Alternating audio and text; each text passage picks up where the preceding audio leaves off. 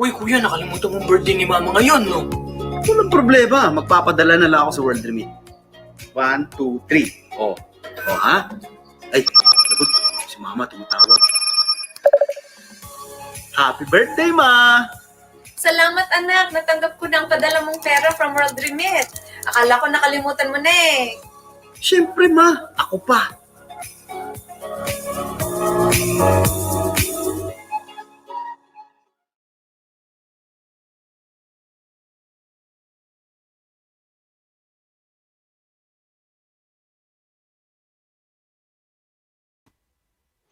Hi guys, this is Malcolm Conlan from Pusong Pinoy with Malcolm Conlan. I'm delighted to be with you guys again. And before we start, I just wanted to say a thank you and a big shout out to World Remit. They've been absolutely awesome in sponsoring this show.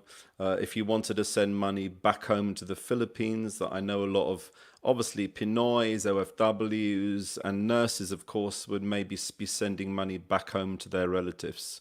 If you do this, World Remit have a promo right now called 3 Free.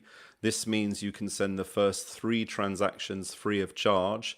Just type in the number 3 and the letters FREE on their app, which you can download. And in as easy as 3 clicks, you can send money back home. Today, it gives me great pleasure to speak to some incredible, inspiring nurses from the Philippine Nurses Association. This is an amazing group of people who are on the front line in the NHS, and of course I have no doubt have been on the front line in the battle against COVID-19. So without much further ado, I'd like to talk to Oliver, who's our first nurse, who'd like to tell us a little bit about the Philippine Nurses Association and of course your work. Let's get started, and if you can tell me a little bit about the Philippine Nurses Association, please. So hi, Malcolm, and to all the followers of Pusong Pinoy of Malcolm Conlans, just to say good afternoon here in the UK, and a good day to everyone who's actually watching it. My name is Oliver. I'm currently working as a head of nursing and quality in an NHS organization here in London. I'm one of the core committee members of the Philippine Nurses Association UK. So with PNA UK, it's been an organization since 2003, and we are now on the position of reinvigorating it following the cases and support that we are providing to all the Philippine nurses in the UK. With me as well are my core committee members who will give more information as well with the work that we are actually doing. Thank you so much. It's a pleasure to meet you guys. It really is. Tell me a little bit about the history of the Philippine Nurses Association. In general, how did it start? I understand also there's a Philippine Nurses Association in the Philippines. Can you tell me a little bit about where you guys fit into all of this? So with the Philippine Nurses Association UK, it was actually founded by one of our colleagues, Mr. Michael Duque. It was in 2003 that the organization or the association was actually founded. The view of that at that time is to ensure that we are providing the support and help to all the Philippine nurses coming into the UK. With that, it actually gone into the traction of giving further support, not only here in the UK, but also did some work with some relief operation in the Philippines. So with Michael Duque's leadership, I would say that we were able to actually put a stand on the wider nursing forum across the UK. Some of the core committee member has been able to set up and meet up with other leaders or nursing leaders in the UK. And I'm proud to actually say that the commitment to serve, the commitment to help the Philippine nurses has been the tantamount support that we can actually give to them. So that might be just the briefest history that I can give you about, but on the background of it, there's been a lot of different works that Philippine Nurses Association UK has been doing, not only in the past, but more so during the COVID-19 crisis that we're having here in the UK.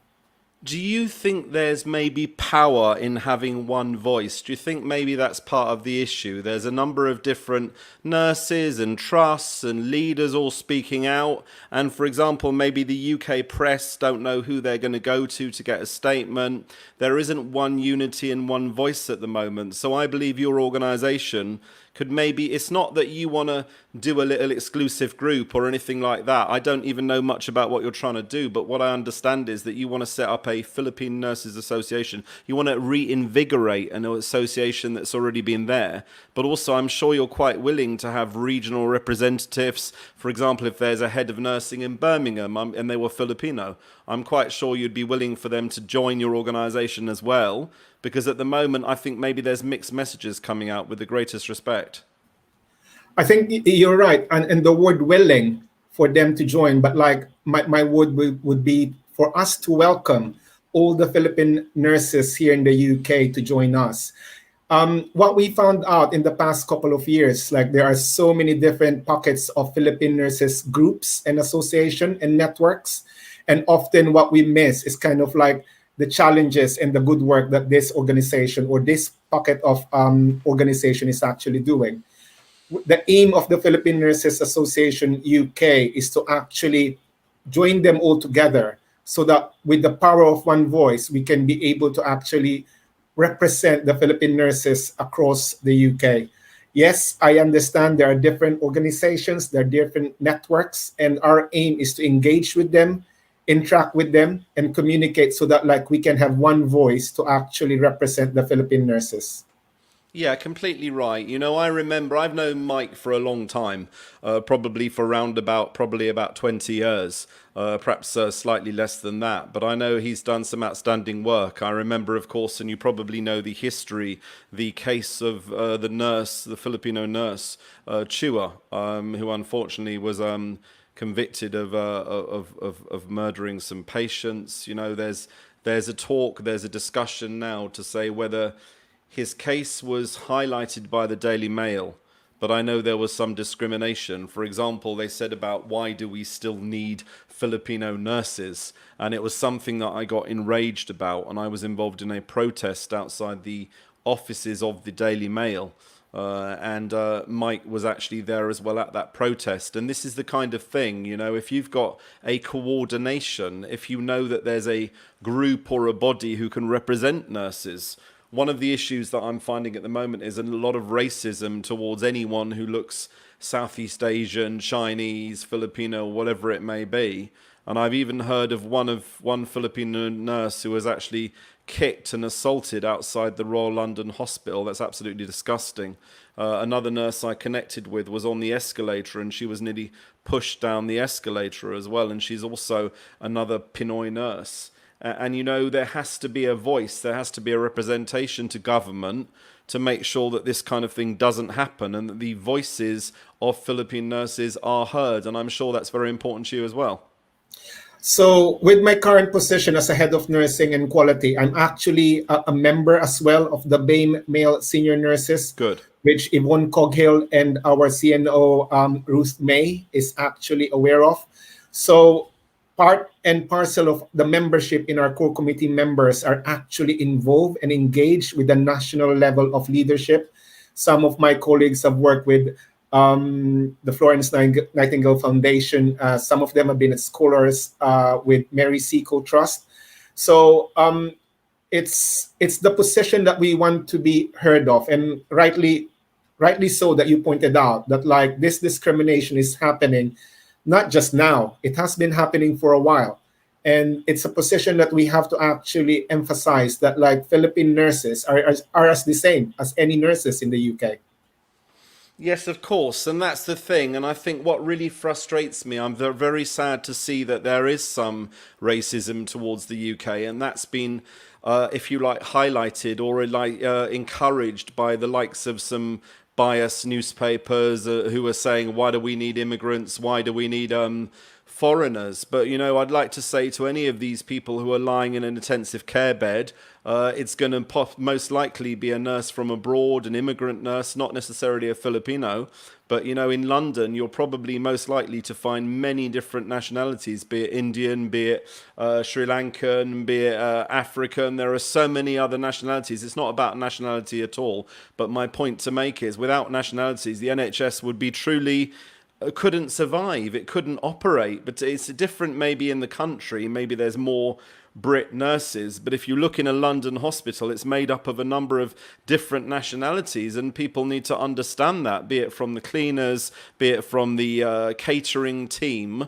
I struggle to find, if you like, a white, I don't want to say a white, but within hospitals in London, I would struggle to find somebody who's British. There may be one or two, but the fact is we have to be grateful for our foreign workers. Without our foreign workers, the NHS would collapse. I think that's the sad reality that you just pointed out, Malcolm, that like one news of a certain newspaper actually trumps all the good work that Philippine nurses has been doing. But if you actually get involved kind of like on the grassroots of what patients are actually saying about the quality of care that Philippine nurses are providing, it's actually there. But unfortunately, those are things that's not actually being put out on the newspaper. And that's the disparity that we want to actually emphasize, to showcase and champion what is it actually that we're actually doing. Yes, there are some cases that has happened in the past, but Philippine Nurses Association UK would like to actually be part of that, where we can actually showcase the work that we're actually doing. I think that's right, and I think it's important to say there's good and bad in all cultures. You know, nobody's perfect. You know, you could have nurses maybe with some mental issues who maybe are Filipino. They could be from a nationality is not about it. The fact is there's good and bad. But the thing is, I think it's about enhancing and showcasing the good work that you do. And where there are issues, it's actually representing. For example, a lot was said about whether Chua had legitimate qualifications. And I remember the day after, I was in the Philippine Embassy in the UK with the ambassador, with Michael, and we were talking about it, and we were looking at his qualifications. And in fact, they were indeed genuine, but the college he went to was a college that was shut down. So there was a lot of fake news, there was a lot of bad stories, and I think it's important to be able to combat that. And I believe an organisation such as yourself could actually find this out, could actually go back to the Philippines and tell the real story rather than the fake news that sells newspapers. Well, one step at a time, and hopefully we will clear all those fake news. Yeah. Okay, so I'd like to move on now to Alex. Thank you very much. Alex Melancino, thank you very much for agreeing to be part of this. And can you tell me a little bit about what you based and how long have you been in the UK? What kind of nursing do you do? Currently I'm working in Royal Brompton Hospital as a charge nurse in a cardiorespiratory unit. I came here in the United Kingdom last 2016, and actually I did not know that there's this PNA UK before. I only learned this PNA UK, that there's actually one, due to an invitation of my friend who asked me to become a speaker in the first webinar of this PNA UK. And before, I was really hesitant to join because I'm not really the type of person who has that that urge or that high dreams when it comes to the nursing profession before. But due to the experience that I had, especially when I had this COVID-19, I realized that I think I need to do something to make a difference, or I need to contribute as well for the good of others, just like to do something in return of the second life that was given to me. Wow. So you had COVID-19 as well. I know your hospital, the Royal Brompton, does ECMO because, in fact, in my previous job, I was visiting the Royal Brompton on many, many occasions, and I know they do such fantastic work, and their work is life-saving. Literally, people go there on the brink of life or death. And you know, I know the previous charge nurse there, he very much, Paul, I believe his name was, he did a lot of recruitment from the Philippines. He was a very good man. He's actually my matron. Yes, please send my regards to him. He does such Yeah, sure, I fantastic will work, when I see and him. I know that he believes very highly in Philippine nurses as well, which is absolutely brilliant. What do you think sets Philippine nurses apart from, say, other nurses? I know this is not all about anything saying Philippine nurses are better. It's not really about that. But what would you say are the qualities of Philippine nurses? Well, in my own observations and personally as well, I think we Filipino nurses, we are really like hardworking, very devoted as well as dedicated to the jobs that are being assigned to us. And I think it's also because of the background that we got back home. Because prior to moving here in UK, we already had this years of experience, most of us. Uh, so we were actually trained in terms of our knowledge, our skills, and the proper attitude as well on how to become a great caring nurses. So I think, yeah, it's just natural for us Filipinos to be like this. That's why it's not really surprising if some other nationalities will be like noticing, or our patients who are foreigners for us will tell us that we're really caring, we're good, and we're competent because all of this we can actually attribute to what we brought from our home country. One of the think positions that I always tell people is this. You know, in the Philippines, it's very unusual to send your parents or relatives to a nursing home. As you probably know, a lot of people would be living in the same house, and as their grandparents would get elder, it would be the younger people, maybe the children, who maybe would be looking after them, bringing them food, bringing them drinks, turning on the electric fan, whatever it may be. And then maybe then the parents or the children of this elderly person would be the one to wash them and bathe them, etc. Now, the thing is, as far as I'm concerned, as much as I love, say, my mom and everything else, I couldn't bring myself to give her a bath. And that's just a psychological thing. I don't know what it is, but it's something inside of me, maybe something inside of the way we were brought up, our culture, that it's not something we would do. We're not being disrespectful. It's just the way we were brought up. And what I see in the Philippines is that you are all natural carers, because as children grow up, they care for their elderly relatives, they care for their parents. As children are living in the Philippines, the parents are working abroad as nurses. They then send money back home to their children. They then train as nurses, and it becomes a never ending cycle of care. And I think that's the thing, you know. I think Philippine nurses, although they are trained, of course they're trained. One of the ways of leaving the Philippines as an OFW is, of course, down the nursing route, the care assistant, whatever it may be. And I think you're a nation of natural carers. Not to say that you can't do other things. I'm not saying that. I'm just saying you're a nation of natural carers. The other thing I probably want to say is that, you know, there's so much respect for your elders. As you know, there's the Kuya, there's the Ati, there's the Lolo, there's the Lola. Even if they're not members of your family, the very language of Tagalog would be entrenched with this respect for elders. So when, for example, you're looking after a patient, you might call them Lolo. They're not your real grandfather, but that's just a respectful thing. And I'm not saying that doesn't happen in other cultures, but what I'm saying is I think that's what makes Filipino nurses particularly special. Yeah, I do agree with you, Malcolm. I think it is a cultural matter because we were brought up really to look after one another within the bounds of our families, of our clans. So it's just like really an ending cycle that when you're the elderly or when you get older, you need to ensure that you will take care of your younger siblings or even those family members who are in greatly needing something, especially in the midst of a problem or a struggle within the family. So I think it's just really natural for us to really make sure that all of us will be looked after well by one another.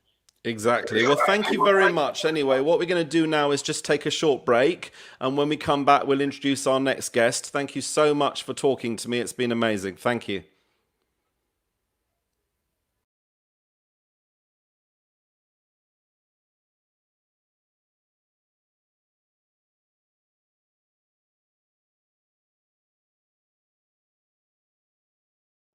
Uy, kuya, nakalimutan mong birthday ni mama ngayon, no? Walang problema, magpapadala na lang ako sa World Remit. 1, 2, 3. Oh. Oh, ha? Ay, lagot. Si mama tumatawag. Happy birthday, ma! Salamat anak, natanggap ko na ang padala mong pera from World Remit. Akala ko nakalimutan mo na eh. Siyempre, ma. Ako pa.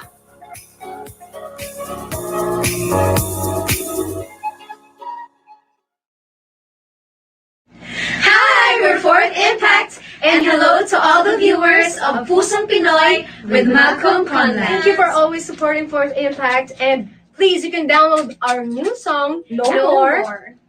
And all digital platforms. Yes, and you can follow us on all our social media accounts. Just type Fourth Impact, and everything is verified. So, Thank you. God bless everyone. Keep safe. Hi, my name's Jane Walker. I'm the founder and the CEO of the Purple Community Fund.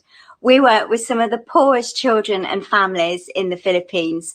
We run an integrated service plan from education, health, nutrition, social intervention, livelihood workshops, right the way through to business startups. And our goal is really to see as many Filipino families as we possibly can help to have a better and more sustainable and safe life. I have this great pleasure of welcoming you to Pusong Pinoy with Malcolm Conlan. And I've known Malcolm for a very long time, and he has been a massive supporter of the Purple Community Fund. In fact, Malcolm's been a massive supporter of pretty much everything Filipino. His drive, his passion and his energy is just absolutely admirable. He is a voice for the Filipino community in Britain. He supports all up and coming bands and charities that are doing work in the Philippines. And I know you are going to really enjoy this show.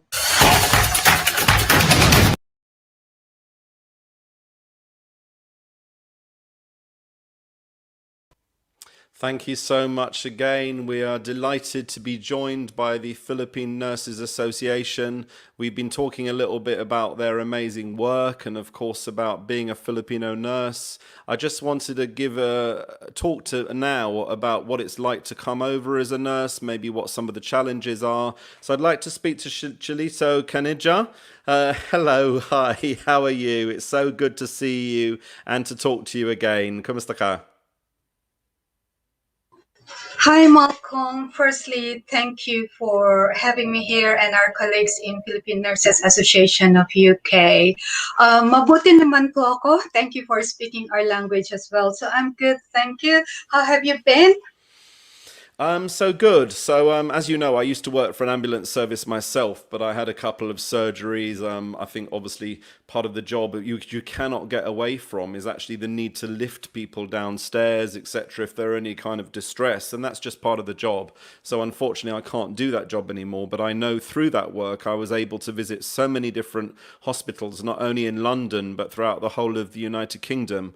And I met the most incredible Philippine nurses, and all nurses, of course. The NHS are incredible, but I've been an inpatient twice, and I've been looked after by Philippine nurses myself. And I have to say, the level of care, the support that I've got, but from every nurse, not just Filipino nurses. You know, the NHS is an incredible institution, and everyone working in it is doing an incredible job. But what they desperately need is a decent pay rise. Clapping is fantastic, but what they need is more money on the table. Yeah. I agree with you that, Malcolm, and I'm sorry to hear that you've been unwell. I know I've met you before in the past, and we've worked together when you bring in patients. So I remember that so well. Thank you for your service to NHS and to the Filipino people. And with regards to clapping and pay rise, it is actually very disheartening to see that the nurses in general had to be clubbed and be called heroes. I personally would not like to be called a hero. I am here and was here. I've been doing this job day in, day out, long before the pandemic, and will continue to serve my fellow men beyond. So it got not to do with what we do being a hero. We are healthcare workers. We do it as a job. Direct descendant of Florence Nightingale, who is a woman that stood against any social definition of what there is in the past, and we continue to do that.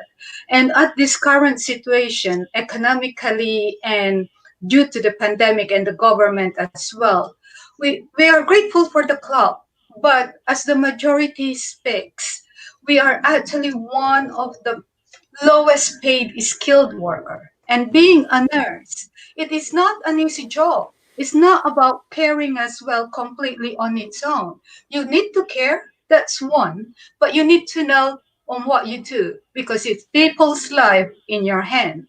So you have to be competent, skilled, and you have to have the actual academic qualifications, experiences, passion, values. You live to serve. So it is actually a calling rather than just a job. Nevertheless, we are also here to pay the tax. We are here to pay the bills. We are here to, how many taxes do we need to pay? So if I go to the hospital and go around the congestion area, I have to pay. But they forgot the one paying is a nurse. So how much do we actually earn? So with our meager salary, where do we end? However, this is a job that we actually love doing.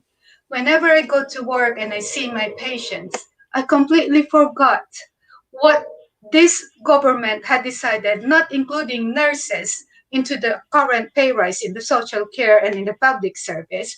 I forgot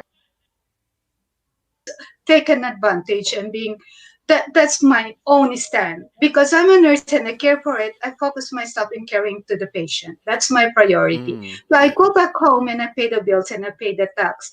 So that's my sentiment, and I think it's a very logical sentiment that I can speak of with my colleagues. Can I just say that there was one stage you were given free parking. So during the COVID-19 pandemic, you were given free parking, you were given free food, but that's been taken away.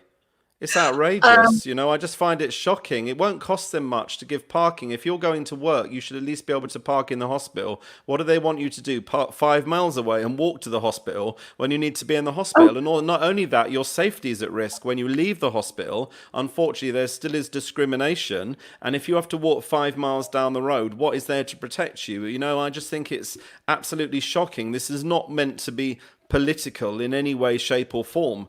But, you know, the fact is, again, even on food, you know, some of you guys got free food. Why not continue that? Well, your work continues past the pandemic. Your life-saving work continues 365 days a year, 7 days a week, 24 hours a day. It's not just about the pandemic. You know, you're faced with the same challenges. You're faced with the same bills to pay. And it's great there's been this outpouring of generosity and clapping and everything else. And I know all of you are very grateful.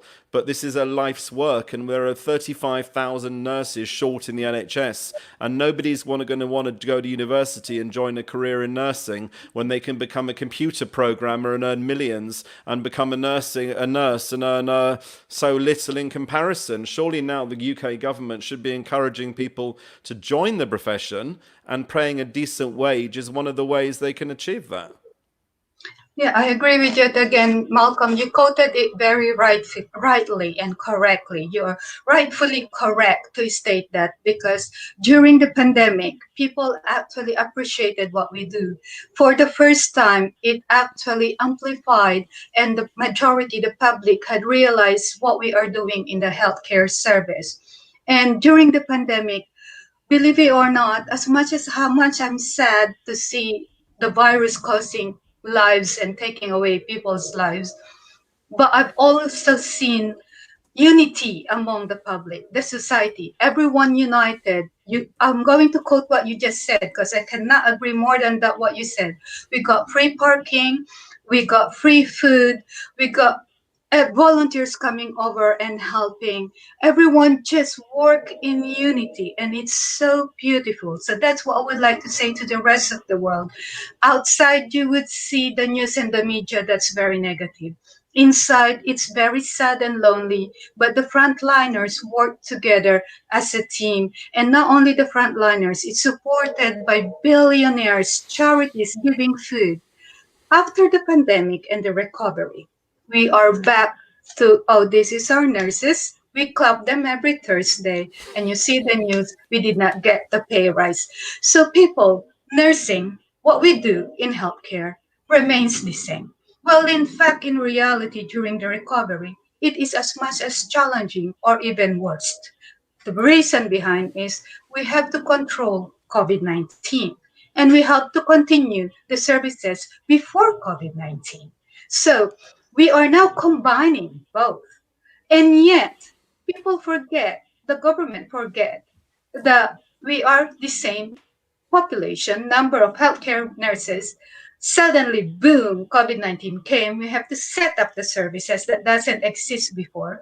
We have to guard the A&E to make sure that we caught those patients early. And when they're the possible treatment, because still under clinical trials, possible treatments, diagnosis. So we have to do all those and to make sure that our dear patient, that may be my brother, my sister, our family, make sure that they don't get worse as we had witnessed the worst of this century, the pandemic indeed.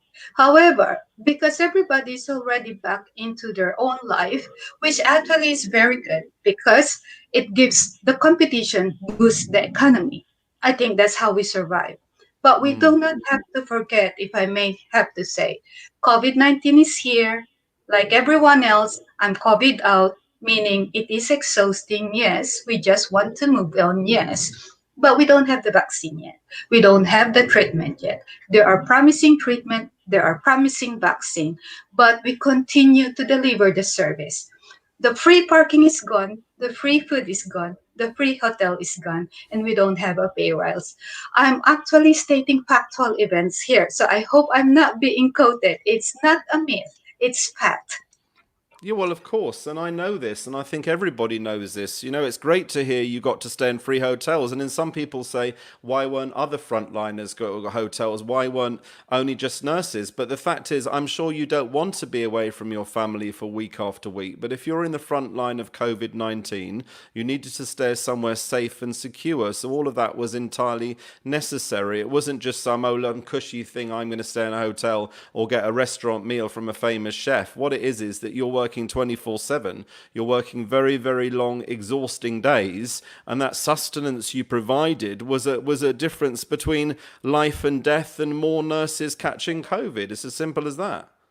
Yeah, I agree with you. The free food is amazing, but always remember we got half an hour break. So by the time you go to the canteen and queue up, that's gone. So it's about the time and the inconvenience. That's why they bring it and deliver it to us, and which we are very grateful. Exactly, Yes, and I know you're all very grateful. And one other thing I want to say before we move on, and that's you know what everyone probably knows. Back in the 1980s and the 1970s, we had these nursing colleges. So what used to happen is, if you wanted to become a nurse, it wasn't some university degree. You left school, you went to the hospital, you worked on the ward, and sadly, for one reason or another, it's all become very university based, and those kind of practical skills of bed making and are not taught in the same way.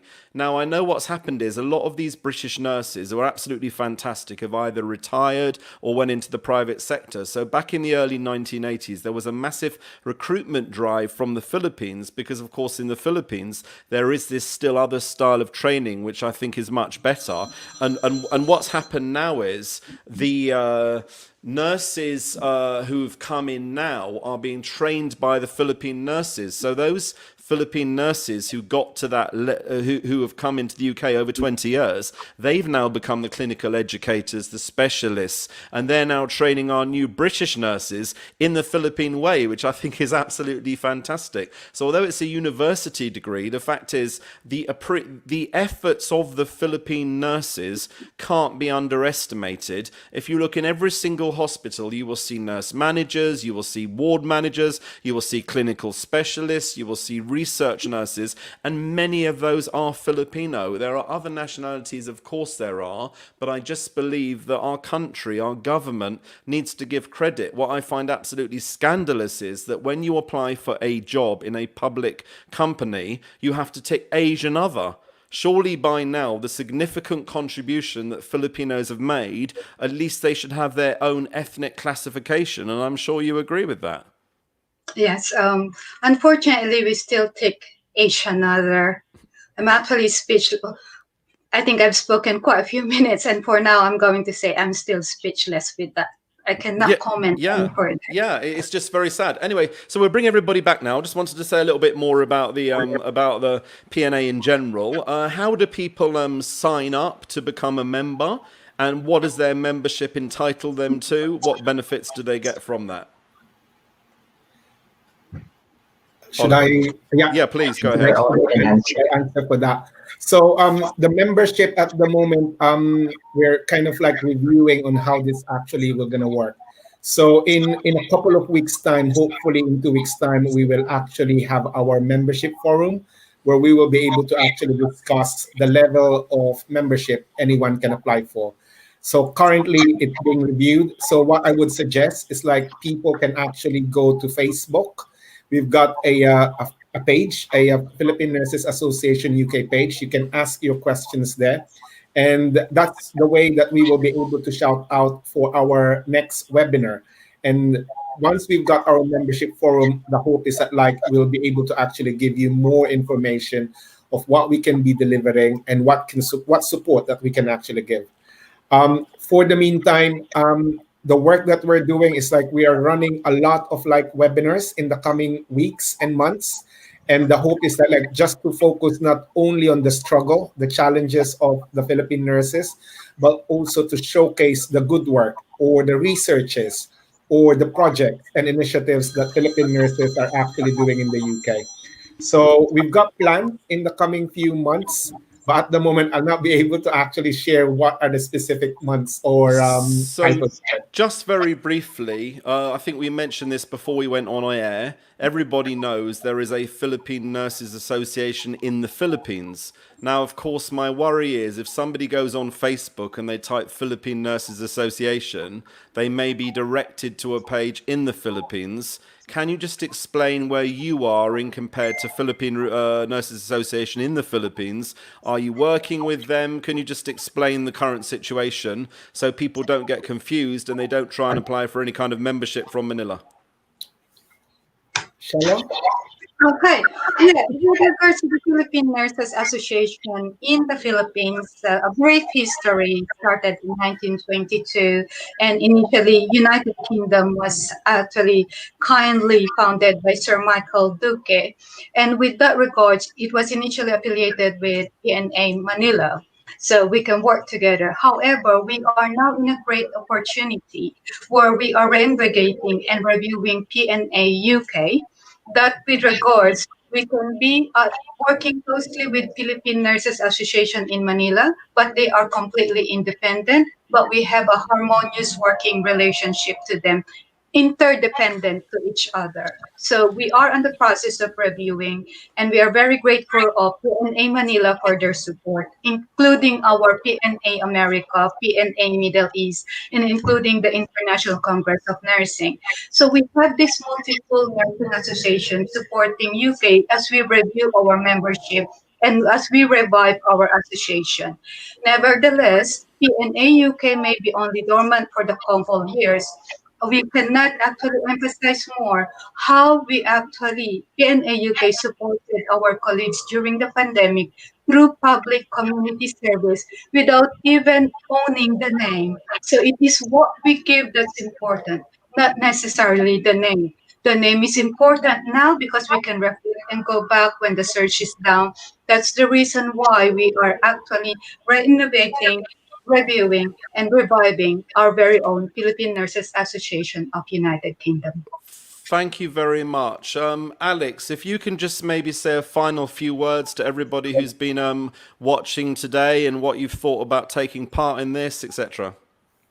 Well, I think I would just love to extend message to the would-be Filipino nurses from the would-be UK Filipino nurses from the Philippines right now, and even from those new Filipino nurses here in the United Kingdom. So for the nurses back home, I could say that just to encourage you, nursing here in the United Kingdom is a very well-respected profession. Indeed, the compensation is far too better than from what you're earning right there back in the Philippines. And also, if you have like anxieties or uncertainties of coming here in the United Kingdom, we are here. The Pna-Uk is here to serve you, to help you, to guide you, to uplift your spirits. For the Filipino nurses who are already here, the new Filipino nurses and not so new like me, please come and join us because we have a good purpose. It is for the common good of all Filipino nurses all over the United Kingdom. We are here to give you not just support when it comes to your clinical practice, but we are also here in terms of providing you moral, psychological, or maybe in the long run, if we will have the necessary funding, to give you material support. Especially when we are facing like a gargantuan challenge like this COVID-19 pandemic. So I am hopeful that by relaunching the Pna-Uk, we can serve a lot of Filipino nurses all over the United Kingdom, and we can ignite the spirit of bayanihan or solidarity for the common good of all of us. Thank you so much. Oliver, can I just ask you to give a message to our Filipinos in Tagalog or in your national language as well, just so they can understand and just so they can be included within this? So sa mga kababayan na nakikinig sa platform ni Malcolm, inaanyayahan po namin kayo na samahan kami para buhayin ulit ang Philippine Nurses Association UK. Hindi lang po isa o dalawa o tatlong tao ang magkakaroon ng oportunidad para makatulong, pero ang gusto po namin marinig po ang mga boses ninyo para magkaroon po tayo ng malaking boses sa gobyerno and sa mga organisasyon dito sa UK na kung saan ang mga nurses ay kasama. So, ang sa akin po at sa aking mga kasamahan, kay Chelo and kay Alex, and sa mga nasa background po, mga nasa likod po namin na sumusuporta sa amin ngayon, ang aming layunin po ay para makatulong po sa lahat ng nurses dito sa UK na mga Pilipino. So, check nyo po ang aming webpage sa Facebook. And marami po mga oportunidad. Pwede po kayong magtanong sa amin ng mga question. At hopefully, in 2 weeks time po, magkakaroon po kami ng members forum. And hintayin po namin kayo doon. Thank you so much. Maraming salamat. That was difficult. I know, I saw that. Oh my God, I'm shocked. But maraming salamat for that. I really appreciate that. We do need to end today's show now, but I'd like to thank all of you. I'd like to thank all of your colleagues to the Philippine Nurses Association. Also, I'd like to thank you from the bottom of my heart for all of the fantastic dedication, hard work, loyalty and service that all the Philippine nurses bring to the United Kingdom and around the world. And I'd also like to give my deepest tribute and sympathies to our colleagues who've sadly lost, or your colleagues who've sadly lost their lives through the COVID-19. You know, it's something which we will never forget, and something which I know needs to be remembered all the time. And I'm very grateful to you all. Thank you. Thank you so much, Malcolm. Thanks very much. Thank you. Take care. Bye-bye. So guys, that's it. Thanks very much for joining Pusong Pinoy. We'll see you next week. Maraming salamat.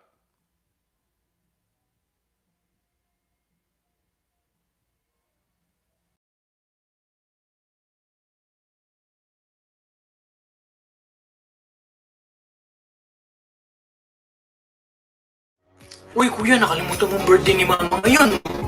Walang problema. Magpapadala na lang ako sa World Remit. 1, 2, 3. Oh, ha? Ay, naku, si mama tumatawag.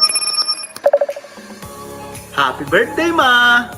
Salamat anak, natanggap ko na ang padala mong pera from World Remit. Akala ko nakalimutan mo na eh. Siyempre, ma. Ako pa.